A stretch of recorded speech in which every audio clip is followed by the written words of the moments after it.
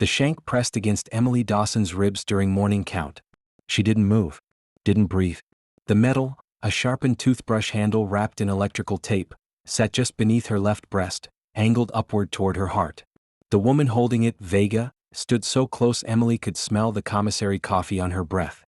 "Eyes forward," Vega whispered. Emily obeyed. Across the tier, Officer Martinez walked the line, her boots echoing off concrete. She counted heads with mechanical precision, never really seeing the women she tallied. 23, 24, 25. The shank withdrew. Vega stepped back into formation as if nothing had happened, her face blank as institutional paint. Martinez moved past without a glance. The lock buzzed. The tier doors rolled open. Women shuffled toward the cafeteria in their mandated single file, and Emily's hands finally stopped shaking enough to ball into fists. She'd been inside Kettering Correctional for Women for 4 years, 2 months, and 16 days. She knew how to read threats. She knew when someone wanted something from you versus when they wanted you gone. This was different. This was a message she couldn't decode, delivered by a woman who'd never spoken to her before today. In the cafeteria, Emily took her tray, powdered eggs, 2 slices of white bread, an apple with soft spots, and found her usual corner table. She sat with her back to the wall, eyes on the room's 2 exits. Survival architecture. Her cellmate, Carmen, slid in across from her. "You look like you've seen a ghost," Carmen said, her Puerto Rican accent softening the words. "I'm fine." Bullshit. Carmen was 51, serving 12 years for insurance fraud that went wrong when her business partner ended up dead. She had grandmother energy and eyes that missed nothing. "Vega got to you." Emily's fork paused halfway to her mouth. "How did you?" "Because she's been watching you for 3 days. Because she doesn't do anything without permission from someone higher up. Because you, my sweet stupid girl, have caught someone's attention and not the good kind." The eggs tasted like chalk. Emily forced herself to swallow. "I haven't done anything. That's the problem with this place. You don't have to." 2 tables over, Vega sat with her crew, 4 women who controlled the drug flow through cell block D. They didn't look at Emily, which somehow felt worse than if they had. She thought about the shank. About how easily it could have slipped between her ribs. About how her body would have crumpled during count, blood pooling on the floor while Martinez radioed for medical with the same bored tone she used to request extra trash bags. "There's a rumor," Carmen said quietly, breaking apart her bread into small pieces she wouldn't eat. "About the new girl in segregation. Rodriguez." Emily knew the name. Everyone did. Maria Rodriguez had arrived 6 weeks ago, transferred from a facility upstate after a guard there ended up in the hospital with a broken jaw. She'd lasted 4 days in general population before landing in solitary for fighting. What about her? Word is she's talking to the warden about things that happened at her old facility. Guard corruption, assault, the usual hell. Carmen's voice dropped to barely a whisper. "And word is someone thinks you might talk too." "I don't know anything." "You know Officer Brennan." The name hit Emily like cold water. Officer Daniel Brennan. 32 years old, married, 2 kids whose pictures sat on his desk in the property room. He'd worked at Kettering for 8 years.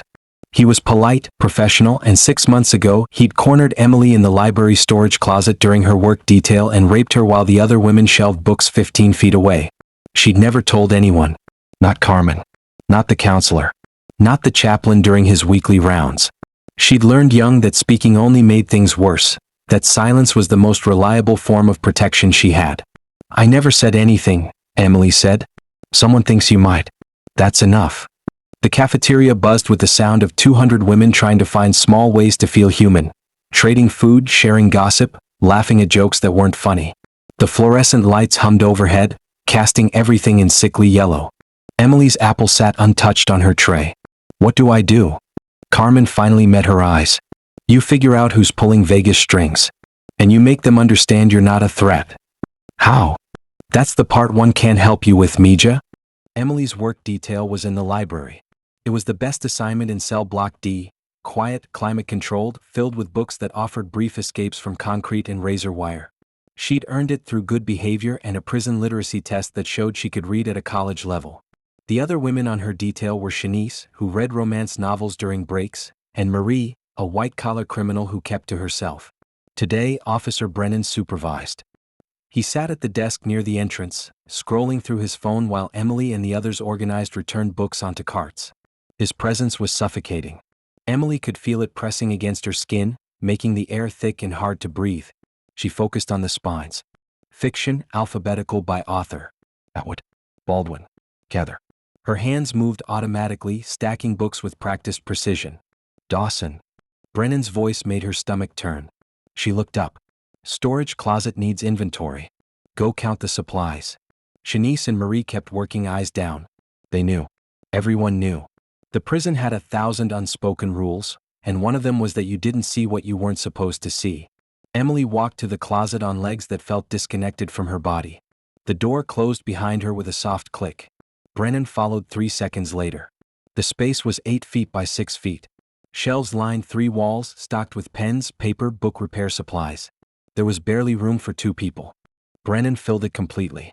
You've been quiet lately, he said. Emily stared at a box of paper clips. Yes, sir. Good. I appreciate that. He moved closer. She could smell his cologne, something woody and expensive that seemed obscene in a place where everyone else smelled like industrial soap and sweat. I heard Rodriguez is running her mouth, saying things about the system. About officers. I don't know her, sir. That's smart. Keeping your distance. His hand touched her lower back, casual, possessive. You're a smart girl, Emily. That's why you're in here in the library instead of scrubbing toilets like the others. You understand how things work. Her throat closed. She forced words out. Yes, sir. Some women don't understand. They think talking makes them brave. They think someone will listen, someone will care. His hand slid lower. But you're not like that, are you? No, sir. Say it properly. She wanted to vomit. I'm not like that, Officer Brennan. Good girl. He stepped back, opened the door. Count the pens. Make sure we have enough blue. He left. Emily stood alone among the supplies, counting her breaths until her hands stopped shaking enough to hold the inventory clipboard. 1, 2, 3. Blue pens. Black pens. Pencils with broken tips. She wrote numbers in neat columns and thought about Vega's shank pressing against her ribs. She thought about Maria Rodriguez in solitary, talking. She thought about how silence was supposed to keep you safe, but sometimes it just made you disappear. That night, Emily lay in her bunk and listened to the sounds of cell block D settling into darkness. Toilets flushing. Women crying. The rhythmic thump of someone's headboard against the wall. Contraband sex or just a coping mechanism, hard to tell. Carmen snored softly below her. Emily couldn't sleep. The shank. Brennan's hand on her back. Vega's dead-eyed stare during count. It all connected, she just couldn't see how. At 2:47 a.m., her cell door buzzed open. Not unlocked, that would trigger alarms, but opened by someone with access. Emily sat up. A shadow moved in the doorway. Come with me, Officer Martinez. Her voice was flat, professional. Warden wants to see you. Carmen didn't stir. Either she was genuinely asleep or smart enough to pretend. Emily climbed down from her bunk, slipped on her shoes and followed Martinez into the hallway. The tier lights were dimmed for night. Their footsteps echoed. They didn't go to the warden's office. Martinez led her to the chapel, a small room with 20 plastic chairs and a cross on the wall. During the day, it held services and AA meetings. At night, it held secrets. Warden Patricia Keene sat in the front row. She was 60, gray-haired, with the kind of face that looked like it had forgotten how to smile. She'd run Kettering for 15 years. Emily had only seen her in person twice. Sit down, Dawson. Emily sat.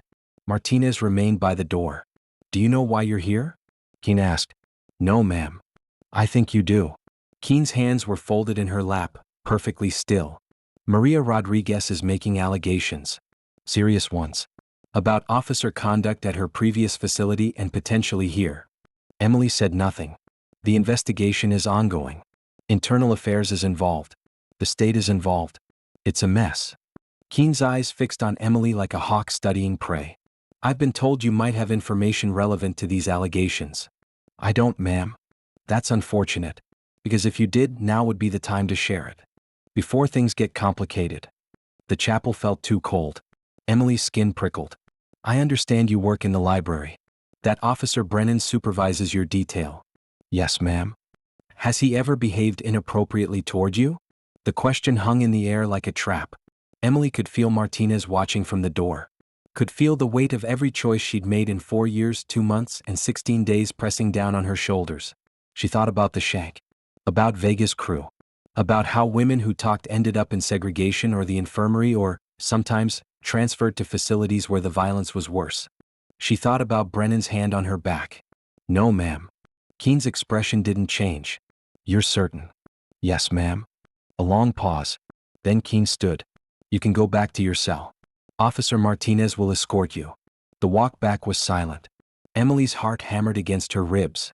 When the cell door locked behind her, she climbed into her bunk and stared at the ceiling until dawn. Carmen didn't ask any questions. She knew better. 3 days later, Maria Rodriguez was found in her segregation cell with her wrists slit. The official report called it suicide. Everyone knew it wasn't. The news spread through cell block D like smoke. Women whispered in the cafeteria, the yard, the showers. Rodriguez had talked. Rodriguez had been made an example. Rodriguez was gone. And Emily Dawson had stayed silent. Vega approached her in the yard during afternoon recreation. The sky was gray, threatening rain that never came. Women played basketball, lifted weights made from water jugs and broomsticks, walked endless circles around the fence. "Heard you met the warden," Vega said. Emily kept walking. "Yeah." "Heard you kept your mouth shut." "Yeah." Vega fell into step beside her. Up close, she looked older than her 36 years. "Prison aged you fast." "That was smart. Talking doesn't change anything. Just gets you hurt." "I know. Do you?" Vega's tone sharpened. "Because Rodriguez thought she could fix things. Thought someone would listen. Look where it got her." They walked in silence for half a lap. Then Vega said, "I'm sorry about the shank. During count. That wasn't my idea." "Whose was it? Does it matter?" The message was clear. "You got it?" Vega stopped, turned to face Emily directly. "You're under protection now. What? Nobody touches you in D block. But you stay quiet. About everything. Understand?" Emily understood. She understood that the prison had its own justice system, its own rules, its own way of maintaining order. She understood that Vega worked for someone, probably one of the male guards, possibly someone higher, and that Emily's silence had value. She understood that Maria Rodriguez had died for trying to speak truth in a place built on lies. "I understand," Emily said. Vega nodded and walked away. 6 months passed. Officer Brennan transferred to a facility 3 hours north. No explanation given, no disciplinary action taken. He simply disappeared from Kettering, replaced by a female officer who supervised the library with board efficiency. Emily kept working her detail. She kept her head down, her mouth shut, her routine precise. She read books and shelved them and counted inventory and watched the seasons change through barred windows. Carmen got paroled. Her bunk went to a 22-year-old kid named Jessica who cried every night for 3 weeks until the prison numbed her enough to stop. Vega's protection held. No one bothered Emily. She existed in a small, safe pocket of invisibility, bought with her silence. But some nights, she lay in her bunk and thought about Maria Rodriguez. Thought about the girl who tried to speak. Thought about how that bravery had been crushed with calculated efficiency. And Emily wondered what it cost to survive versus what it cost to die trying to change things. 7 years into her sentence, Emily was granted parole. She'd been a model inmate, no write-ups, excellent work reviews, completed every rehabilitation program offered. The parole board saw a quiet woman who'd learned her lesson, who'd served the rest of her sentence outside, who posed minimal risk to society. They were right. She posed no risk at all. On her last day at Kettering, Emily walked through cell block D one final time. The same fluorescent lights. The same concrete walls. The same women moving through the same routines, trapped in cycles that never ended. She thought about Officer Brennan, wherever he was now, still wearing his uniform and his cologne and his mask of professional courtesy. She thought about Warden Keene, who'd asked one question and accepted one lie because the truth was too expensive. She thought about Vega, still managing her crew, still enforcing the unspoken rules that kept the system running. She thought about Maria Rodriguez, who'd believed speaking mattered. And Emily Dawson walked out the gates with her small bag of possessions and her silence intact, permanently woven into who she'd become. The truth hadn't set her free. Silence had. And she would carry that knowledge like a scar for the rest of her life. The cold, certain understanding that some prisons have bars and some are built inside you, and both last forever. The gates closed behind her with a sound like thunder. She didn't look back.